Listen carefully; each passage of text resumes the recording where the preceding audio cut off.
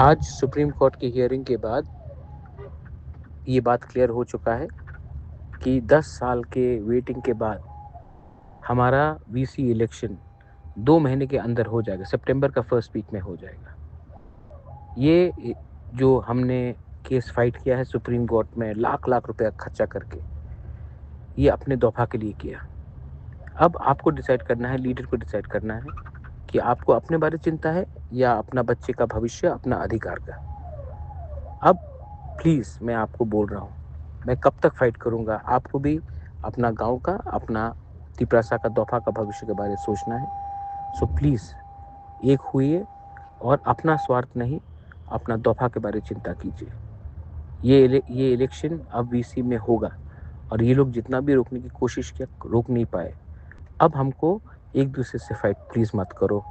तिपरासा से फाइट मत करो और अपना बच्चे का भविष्य के बारे में चिंता करो, प्लीज़।